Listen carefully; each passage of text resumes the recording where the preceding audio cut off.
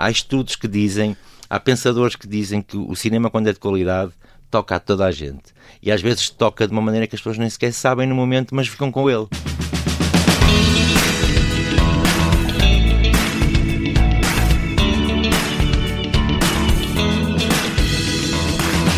O meu convidado construiu a sua vida à volta de 3 paixões: o cinema ao ar livre, o cinema para crianças e a descentralização cultural.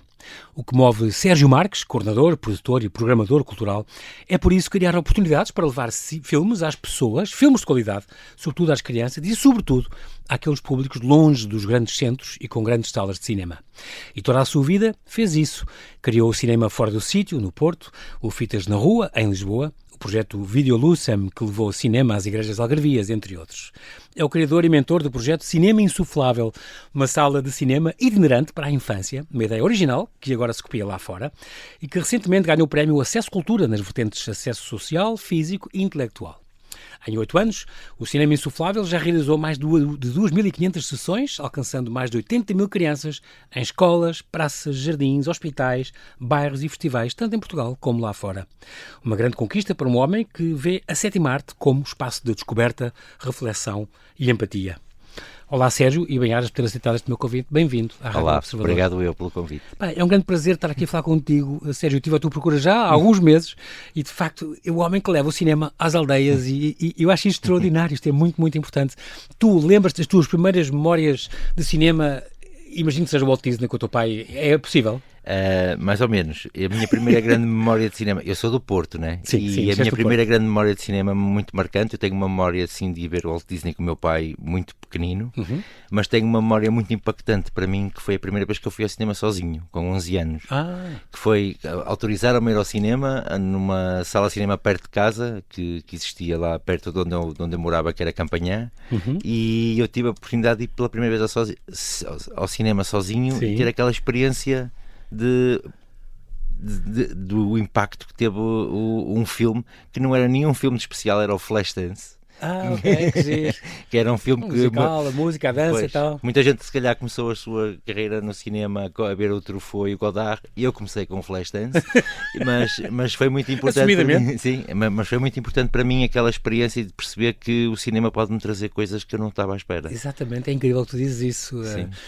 Portanto, é importante ter esta disponibilidade de cabeça, não é? Sim. O que é que eu vou ver ao cinema? O que é que eu vou descobrir? Tu dizes, às vezes impacta-nos em sítios que a gente não fazia a mínima ideia. Exatamente, e descobrimos coisas que não sabíamos que precisávamos. É muito bonito isso. Sim. Por isso é que tu dizes que é super importante, e as crianças todas as crianças que vão ver os filmes que tu lhes apresentas têm impactos diferentes, veem coisas diferentes. Sim, e eu acho que, tal como qualquer produto artístico, a experiência do espectador é sempre um mistério, não é? Sim. Acho que não há uma receita e um resultado. Exatamente. Há sempre um mistério e então com as crianças é um mistério ainda maior, porque a gente nunca sabe o que é que elas vão gostar, a gente nunca sabe o que é que fica na memória quando depois falamos com elas.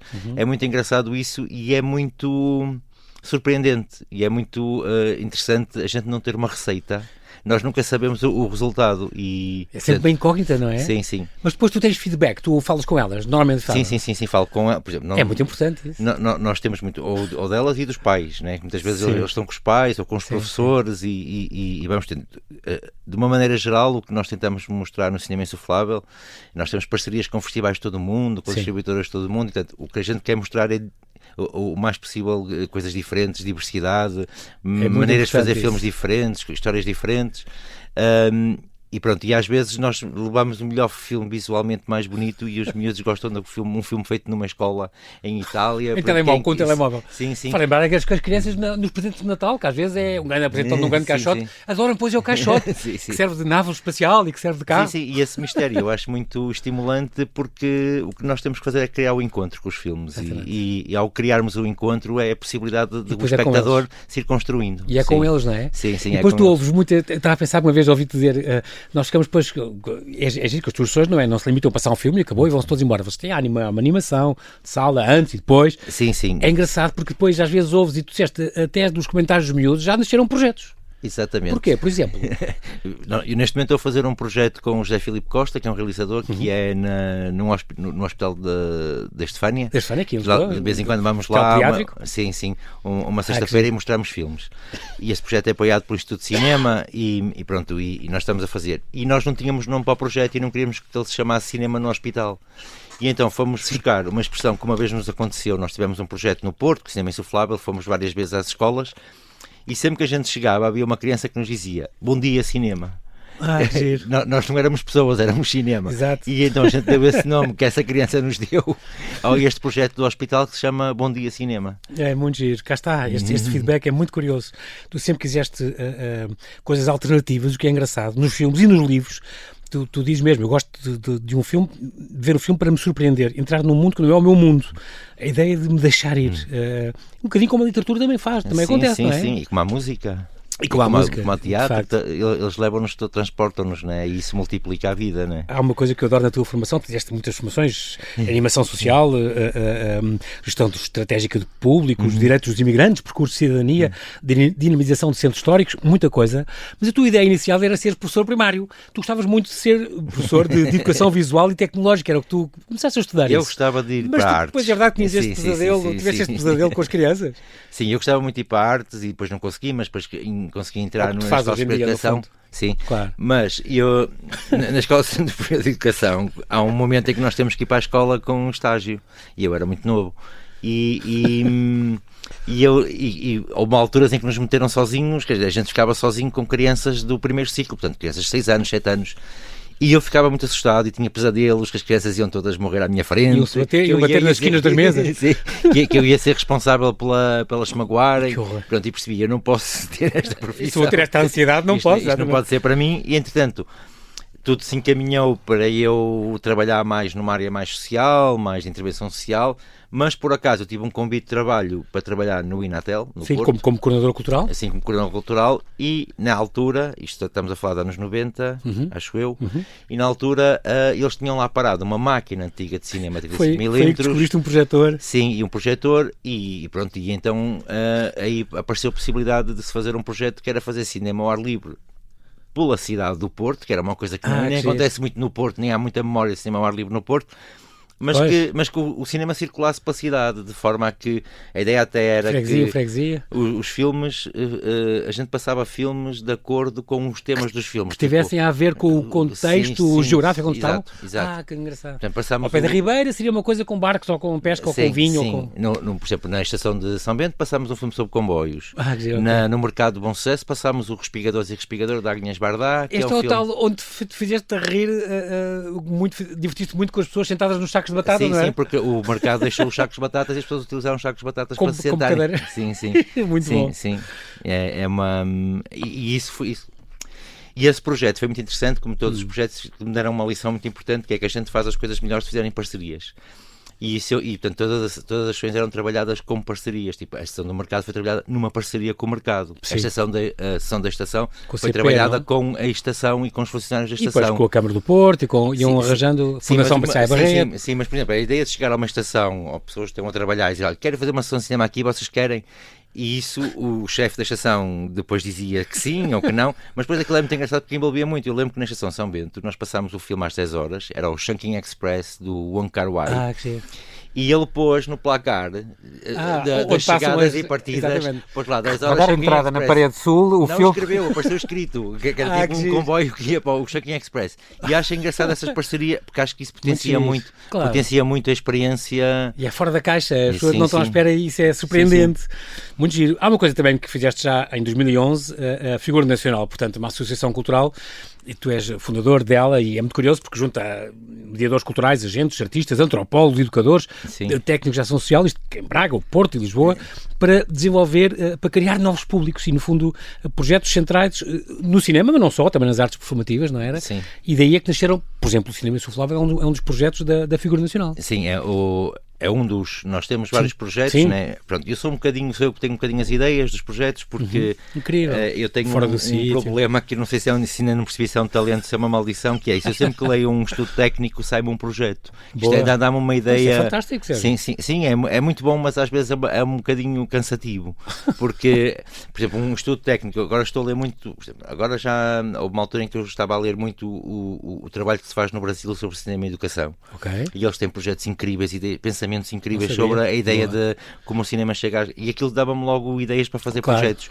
Pronto. E o cinema insuflável em si nasceu quando eu estava a fazer o Fitas na Rua em Lisboa. O Fitas na Rua era um projeto da GEAC, pronto, que aconteceu durante 7 anos e que tinha esta ideia, a mesma ideia do cinema fora do sítio, que era levar cinema a vários locais da cidade, sempre tentando contextualizar os filmes com o local. Cá está, por exemplo, foram ao Panteão, onde passaste o filme do Edgar Pera sobre o Carlos Paredes, e o da Sofia, e o José César Monteiro sobre a Sofia Melbrano. Sobre a Sofia Melbrano, ainda a Sofia não estava previsto ir para lá. Isto foi um presságio. Okay. Foi visionário, foste visionário aqui. Não, foi uma parceria com o Panteão na altura. Exatamente. E nós falámos de que filmes é que poderiam ser, que pessoas é que podíamos... Não sei se era o Santiago Maciel, não sei se era ele já na altura, se não. O Santiago Maciel era uma senhora. Ok, pronto, a diretora antiga. Em 2015 este teu projeto Fitas na Rua foi premiado, foi incluído na Europe for Festivals for Europe. Sim, incrível. Sim. E depois, na altura que estávamos a fazer Fitas na Rua, eu tinha sempre esta preocupação que eu nunca conseguia chegar às crianças. O cinema ao ar livre tem que ser à noite. E então a ideia... Elas falhavam muitas sessões, claro, porque era à noite. E não conseguia chegar às crianças, e as crianças era muito importante, porque há muito cinema de qualidade. Cá está, é outra paixão, o cinema para os miúdos. É muito importante isso. Sim. Mas a questão do cinema que chega aos festivais de cinema, que chega a Lisboa e ao Porto principalmente, não chega ao resto do país. Exatamente. E eu queria arranjar uma forma de o fazer tecnicamente com qualidade. Portanto, esta ideia de cinema insuflável... Isso é uma coisa muito importante que tu tens, essa preocupação. Não é só levar a 4 paredes, um contentor e pôr os meus lá dentro. Não. Tu queres uma sala onde eles estão confortáveis, o som, a qualidade de projeção e de som é muito boa. Importante, tens esse cuidado. Eu achei isso. E as cadeiras são cadeiras de cinema a sério, porque vieram de um antigo cinema que foi desmantelado. Isso não sabia. Sim, são cadeiras de um antigo cinema de albergaria. Nós, por acaso, na altura em que estávamos a pensar que solução é que vamos pôr para as cadeiras, apareceu aquilo à venda num antiquário. Aproveitaram logo. E aproveitamos. Claro. E um tipo 30 lugares, não é? Aquela tenda. Sim. E um carpinteiro conseguiu fazer uma magia, criou uma bancada para crianças com cadeiras de cinema a sério, e isso é muito importante, porque isso dá um ar solene lá dentro. Mas ainda, sim, é muito giro esse cenário, digamos, onde tudo se passa. Mas ainda antes de irmos para o cinema insuflável, por exemplo, o cinema fora do sítio, que ainda é anterior aos Fitas na Rua, por exemplo. O cinema fora do sítio no Porto e no Algarve. Sim. Pronto, aí eras coordenador do coisa e tinhas as pessoas, os respiradores e respiradoras, da Gastá, do Anhas Varda.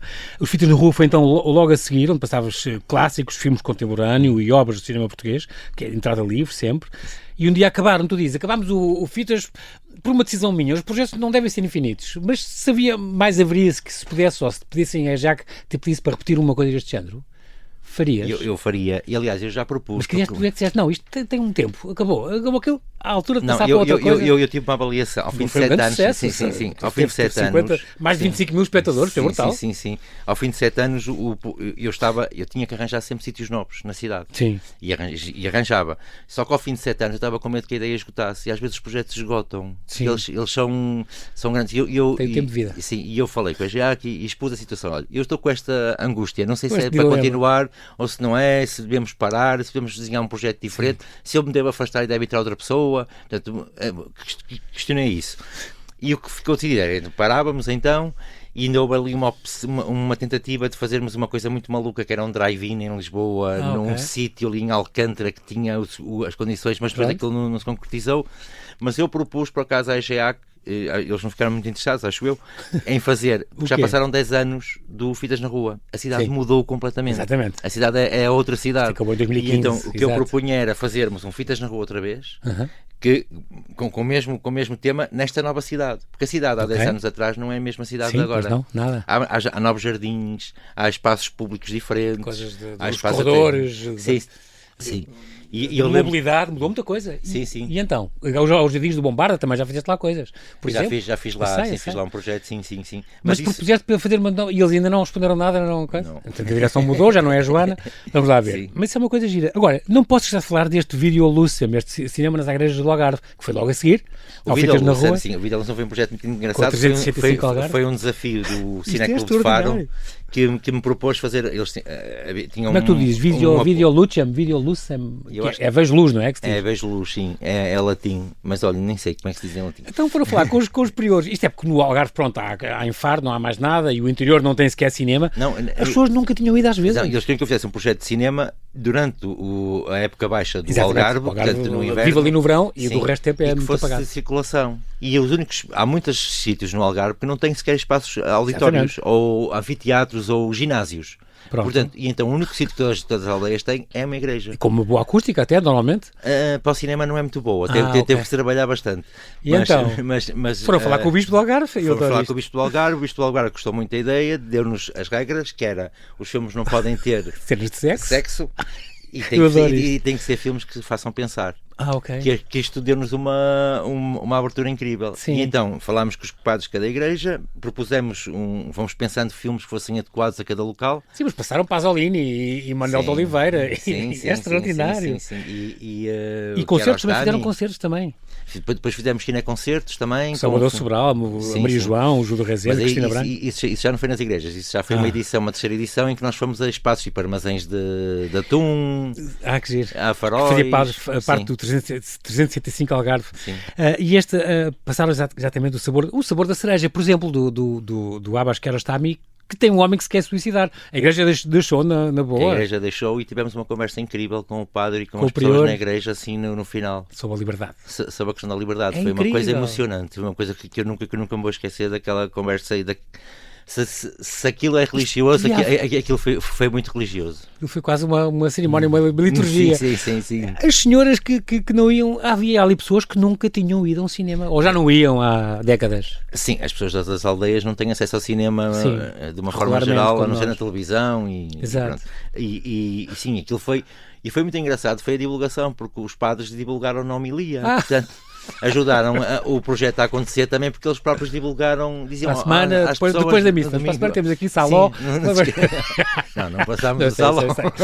Mas os senhores que foram a cabeleireira em Guerreiros do Rio, estamos a falar ao pé da Guadiana. Sim, isso foi em 2005, quando fizemos o cinema Forest City no Algarve, que foi nas aldeias. Okay.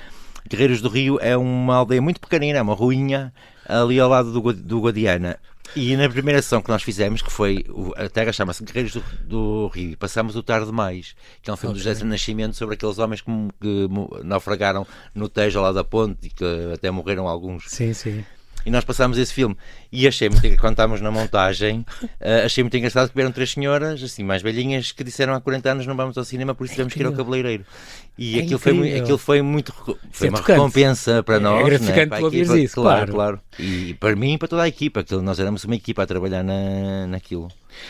Não sabemos, é uma frase tua, não sabemos bem porquê, mas o cinema toca nas pessoas e toca num lado desconhecido.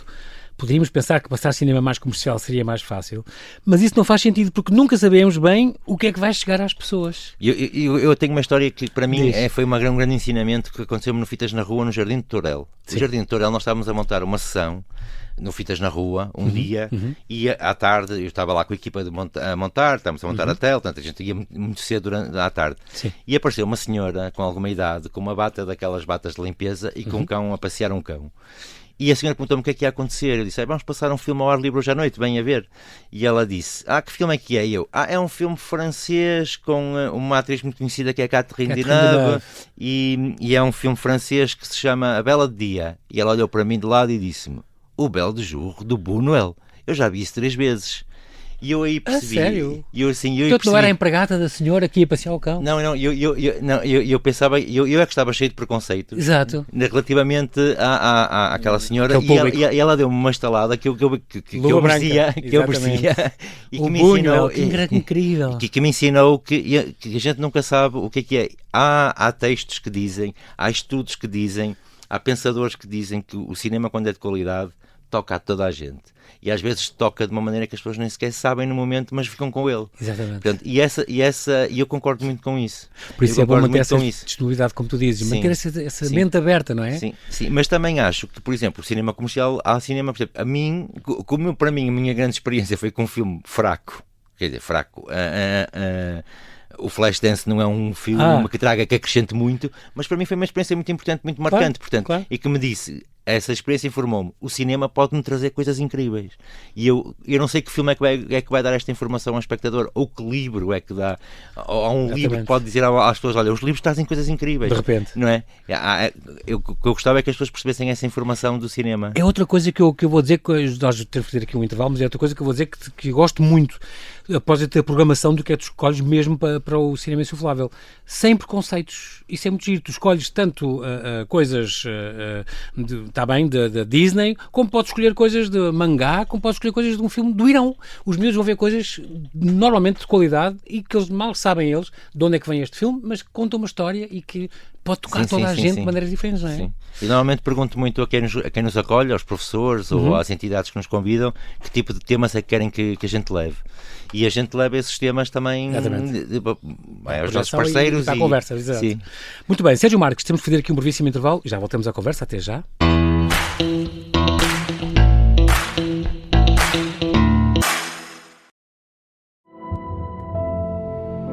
Por favor, eu não sei, deixem-me ir! Tu daquela porta só sais morto, estás a ouvir? O Candidato Perfeito é um podcast de ficção para ouvir em 8 episódios. Estamos com um feedback incrível do debate de ontem, Vicente. Mal era se assim não fosse, caramba. Com as vozes de José Raposo, Tiago Teotónio Pereira, Madalena Almeida e a minha, Fábio Batista. A Polícia Judiciária tem feito um fantástico trabalho, ao contrário do que muitos procuraram durante algum tempo fazer crer. Episódio 5. Medidas drásticas. Rápido, aqui há alguém! Rápido! Os berros, pá, o que é que se passa? Chama-me a inspetora Teresa Macedo rapidamente. Este podcast de ficção tem o apoio da Citroën.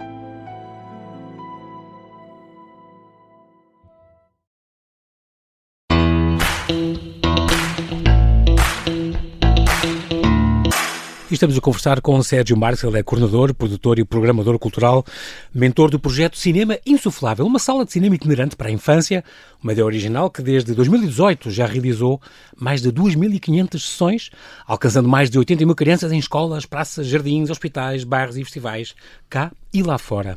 É muito curioso eu sei que há outra ideia que tu tens que também para ti é daquelas cruzadas que tu fazes, o descentralizar. Lisboa e o Porto têm atividade a mais, é muito injusto porque o resto do país tem atividade a menos e tu, por exemplo, dizes uma coisa que tu defendes, é a Cinemateca, por exemplo, não devia estar cingida a Lisboa e devia, hoje em dia, como tu dizes, os filmes são discos externos, podem andar a circular pelo país todo, devia a Cinemateca ter programas que circulassem pelo país todo, é uma coisa que é uma das tuas batalhas. Quando eu falei nisso, a Cinemateca é uma entidade nacional, portanto, acho que tem que servir o país.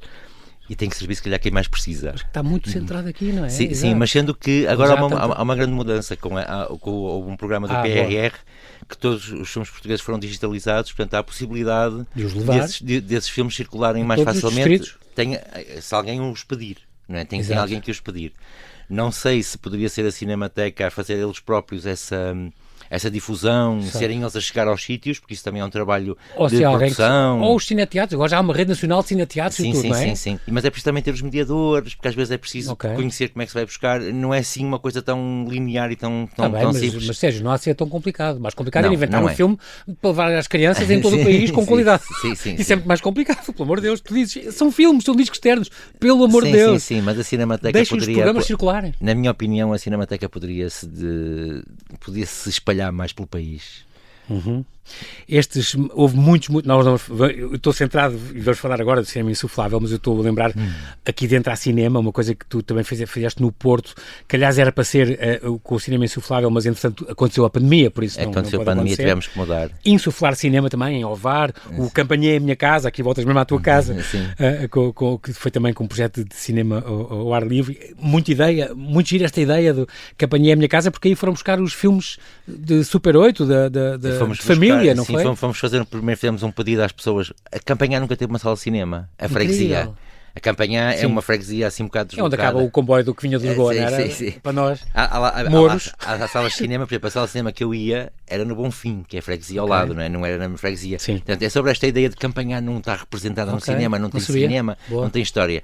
Então o que a gente fez foi, fizemos uma recolha, um pedido de pessoas que tivessem filmes de família. Da comunidade, é muito engraçado. Sim. Houve muita gente a dar filmes de família e depois esses filmes de família foram digitalizados. E depois deram à Cláudia Varjão, ao Edgar Pera, ao José Filipe Costa e à Sónia Aman. Peguem nisto e construam construíram uma curta e agora há 4 curtas sobre Campanhã. Que giro. Portanto, agora, incrível. A partir dali, o cinema, Campanhã já tem uma ligação ao cinema, que era o que eu queria. É que houvesse uma ligação. 4 novos filmes concebidos a parti da memória íntima da freguesia. Isto foi em 2020, 21, 22? Sim, foi 2 anos, sim, acho que foi 2 anos. 2020 e 22, então, é isso. Depois também há o Clube de Cinema da Campanhã, pronto, este aí até tens uma IA Grants, aquelas bolsas boas da Europa. E aqui também já meteu Noruega, não é? Com estas viagens de intercâmbio à Noruega. Sim, depois nós tivemos primeiro um apoio para fazer o Clube de Cinema de Campanhã, e depois aquilo correu muito bem, que foi numa escola lá, na Escola do Cerco, e que nós conseguimos mobilizar os miúdos para o cinema, e depois conseguimos levá-los a um festival de cinema na Noruega com outra bolsa que tivemos do EA Grants. E o Look at Us depois aconteceu também. O Rising Cinema, também que meteu a Lituânia. Sim. O Espaço Comum, o Roda de Filmes, Avenidas de Filmes, isto, um teatro em cada bairro. E assim ainda está a acontecer. Com as sugestões de vizinhança, é muito curioso. Sim, desde 2025, a Câmara de Lisboa. Muito bem, este, de facto, estamos a falar em particular deste projeto desde 2018 que funciona, o Cinema Insuflável, que tem a ver com o ICA também. Insuflar cinema na cabeça das crianças é este mote. São esta sala de cinema itinerante, insuflável, com 30 lugares, que se monta e desmonta em mais ou menos, a menos de 2 horas. Sim, isso é uma carrinha, nem sequer é um caminhão grande, é uma carrinha. Tens uns filmes com um time-lapse muito giro, onde se mostra isso no teu Instagram. Tem programas ajustados a diferentes faixas, dos 3 aos 5, depois dos 6 aos 9 e depois dos 10 aos 12. Este design do insufláveis foi criado por ti. Tu foste com um designer a uma fábrica de insufláveis. Este projeto demorou 10 anos para acontecer. Pois é isso, já estava a pensar isto desde 2011. Sim, ou desde... sim. A gente também, quando é mais nova, as pessoas acham que nós somos mais loucas, né? Portanto, e é bom. Somos menos credíveis, né? E entretanto, isto andava para ser pensado. Eu falei com muitos técnicos, com fábricas de insufláveis, com designers e muitos técnicos para perceber como é que a gente conseguia fazer isto. É muito giro se isto era viável. E tinha um desenho que andava, um desenho meu, que eu andava a mostrar que era uma antiga sala de cinema antiga, com aqueles marquês, que mais salas de cinema. E um dia fui parar aos R2, que é os R2 Design, que são do Porto, é o Artur Rebelo e a Lisa Ramalho.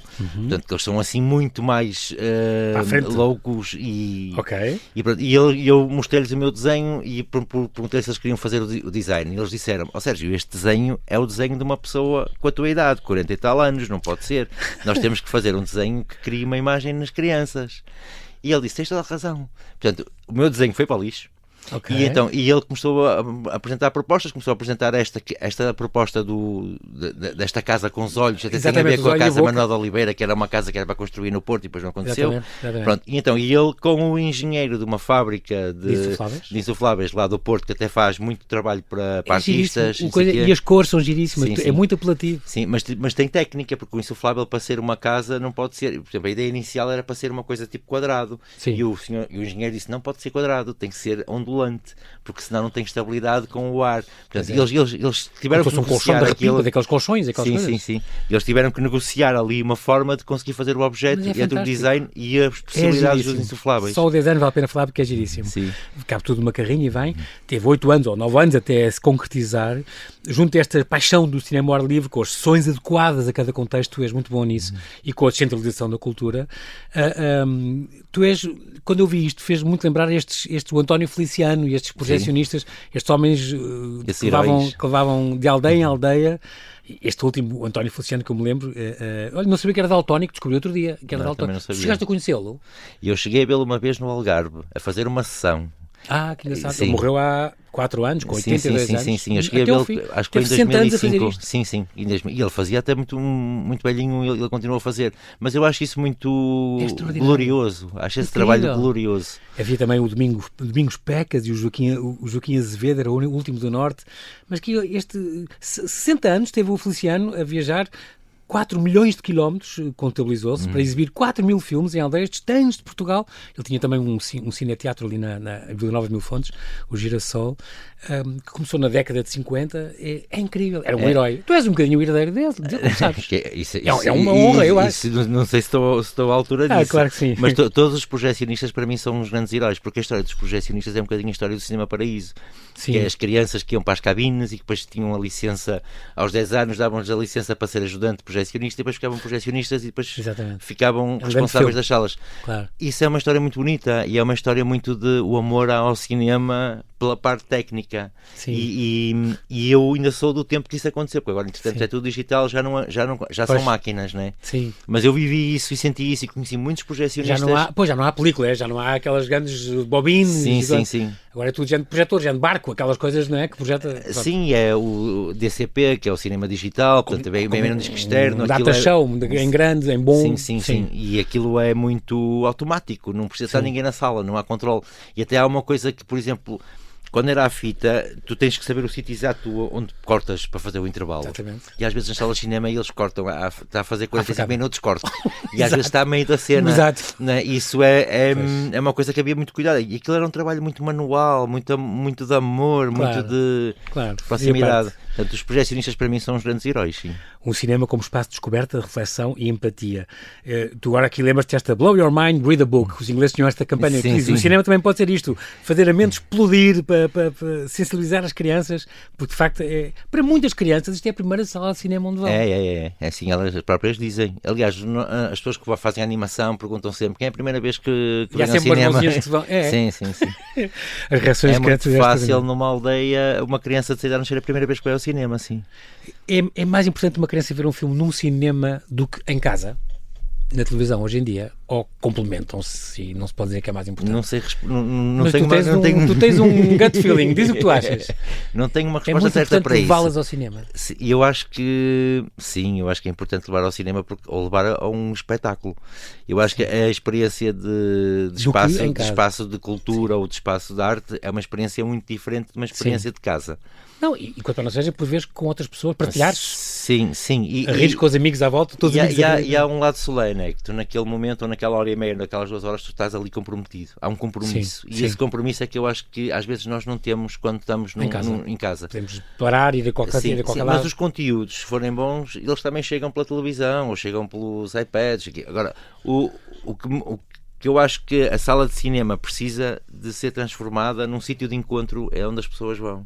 Sim, há uma encontro com os filmes e entre elas. Sim. Há uma pensadora brasileira, acho que se chama Maria Porto, que uma vez fez uma conferência que ela disse uma coisa que eu achei incrível, que ela disse que é preciso neste momento que os museus sejam ela estava a falar de museus, que os museus sejam um espaço onde as pessoas se sintam bem e não se sintam que não podem tocar, que aquilo é um sítio muito sério. Tens razão. E que sintam primeiro que as pessoas se sintam bem e depois que usufruam da arte. Sabes que isso é tão importante o que estás a dizer, Sérgio, estou-me a lembrar agora que já tive uns convidados aqui a falar exatamente disso, a questão do acesso, da democratização da cultura.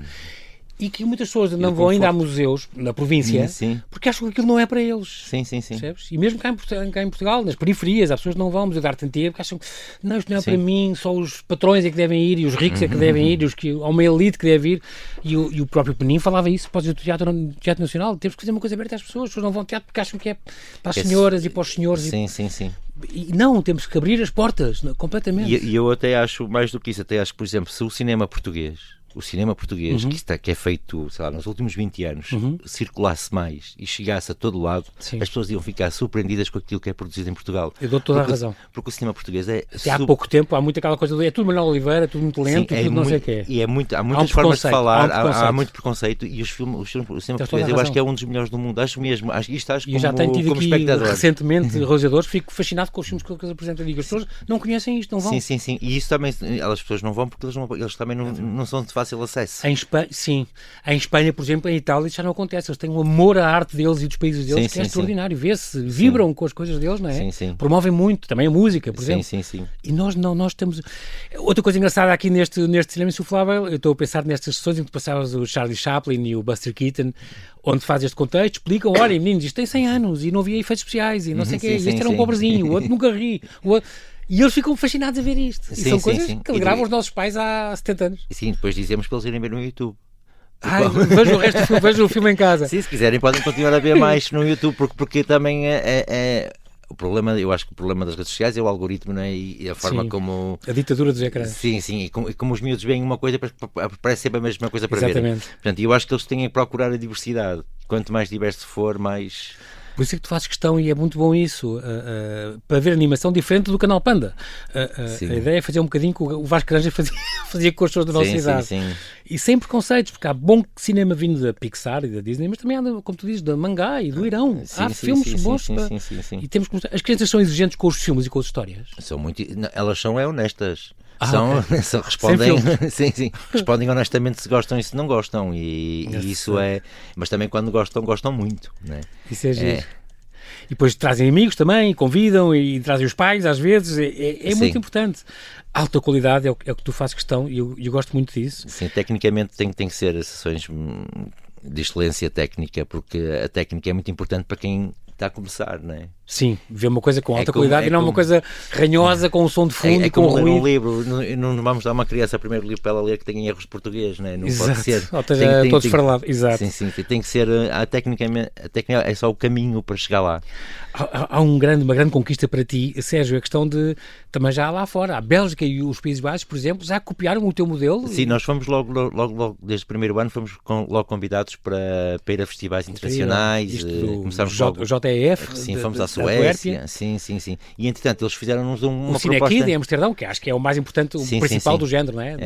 Cinema infantil. Sim, o mais importante da Europa de cinema infantil. Sim. E foram à Suécia também? Fomos à Suécia, Noruega, Polónia, Roménia. Já fomos a muitos festivais, e ainda à Islândia a pedir-nos, a Inglaterra. Portanto, a Bélgica e os Países Baixos é que pediram mesmo uma ideia igual, uma cópia. A pensar como é que se podia. Eles queriam ter uma cópia, e eu disse: se vocês querem uma cópia, tem que ser igual à nossa, tecnicamente igual, tem que ser feita na minha fábrica, cópia onde fizeram mesmo do cinema insuflável. Sim, tem que ser igual, tem que ter as mesmas cadeiras. Aí estás a fazer bem, estás a apoiar as pessoas que fizeram o teu e que concretizaram isto, e é um modelo que funciona. E tu exigir qualidade a eles também. Isso. Pronto, sim, e eles aceitaram as minhas condições. Boa. E nós fizemos um igual. O nosso é azul, o deles é verde, e anda a circular aí pela Bélgica. Eu também é muito giro. Eu convido as pessoas a irem ver, não vale a pena ir ver o site do Sérgio aqui, sim, este www.cinemainsuflável.pt, não tem nada que saber. E também, já agora, para convidar e para ele vir às vossas terras e aos vossos sítios, cinemainsuflável@gmail.com.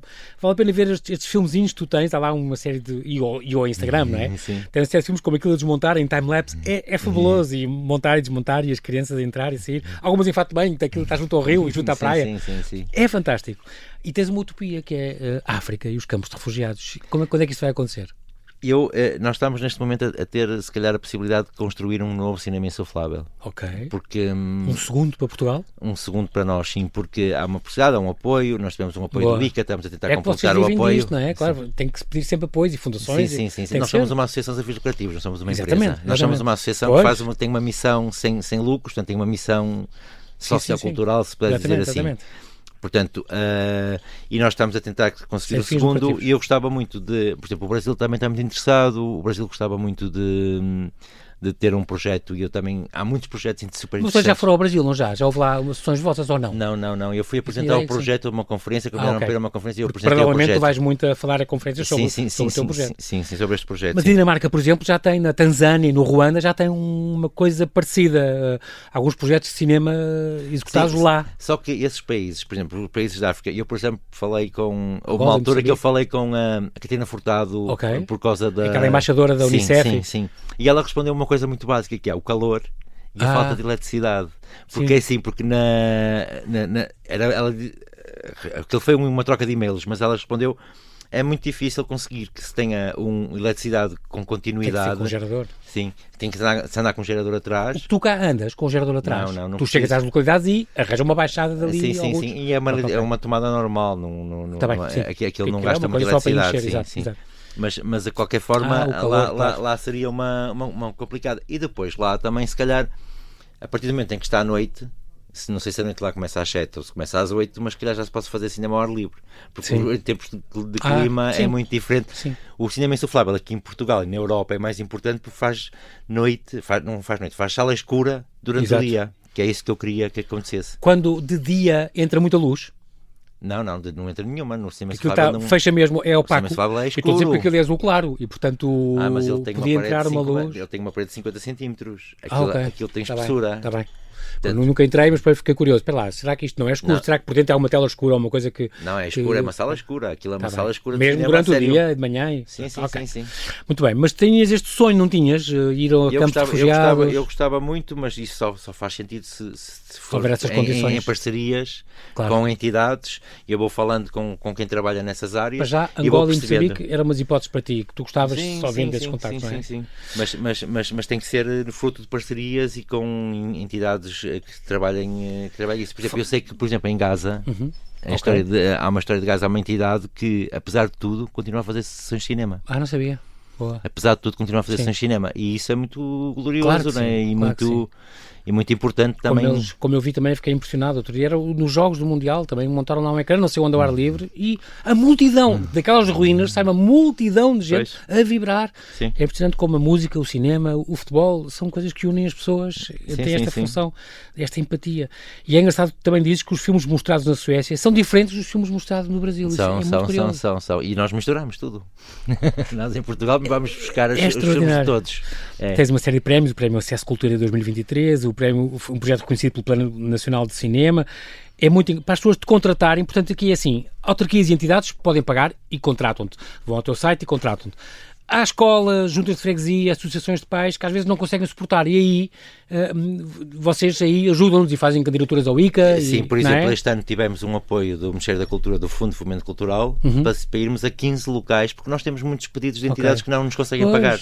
Claro. A gente tem sempre custos associados. Pais, assim, obviamente. Sim. E há muitos pedidos, há sempre muita gente que nos pede, venha à escola do meu filho, temos aqui uma EPSS que trabalha neste bairro, não sei o quê, e depois não conseguem pagar. É tão bom ver essa apetência, essa fome. E o Cinema Insuflável tem uma coisa que para mim é nova e foi a primeira vez que aconteceu, que é, eu tenho o público assegurado, porque as entidades querem, eu não tenho dinheiro para chegar lá. Exato. É bom deixar aqui este apelo que é importante. Ainda outro dia tive esta conversa, era para ter acontecido há mais tempo, mas estavas em Arronches, se não me engano, também a fazer uma sessão. Agora para já em agosto vai estar em Amarante, em setembro vai estar em Viseu e no Algarve. E no Algarve, sim. Muito bem. E Sérgio Marcos, não temos mais tempo, mas quero-te agradecer muito este teu esforço, esta tua ideia, esta grande paixão que tu tens e que se concretiza.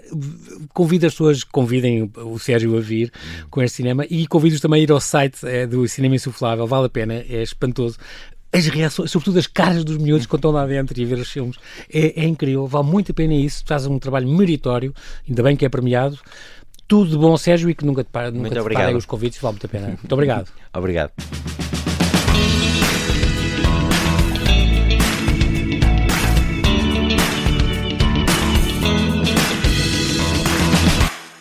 Este programa tem o apoio de BetClick.